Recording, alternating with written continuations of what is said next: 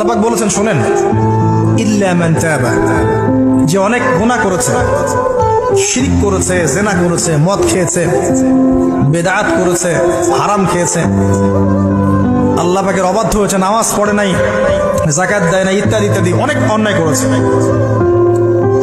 একদিন তওবা করে ফিরে এসেছে। আল্লাহ পাক বলেছেন ইল্লা মান তাবা, যে ব্যক্তি তওবা করে ফিরে আসলো, ওয়া আমানা, এবং ঈমান নিয়ে আসলো, ওয়া আমিলা আমালান সালিহান, এবং এখন থেকে সৎ আমল করা শুরু করলো, হোক সে নারী বা পুরুষ, যে কেউ, যে কোনো বয়সের, যে কোনো বর্ণের, যে কোনো ভাষার, যে কোনো দেশের, এগুলো কিচ্ছু যায় আসে না আল্লাহ পাকের। ইন্নাল্লাহা লা ইয়ানজুরু ইলা আজসামিকুম ওয়ালা ইলা সুওয়ারিকুম ওয়ালাকিন ইয়ানজুরু ইলা কুলুবিকুম ওয়া আমালিকুম।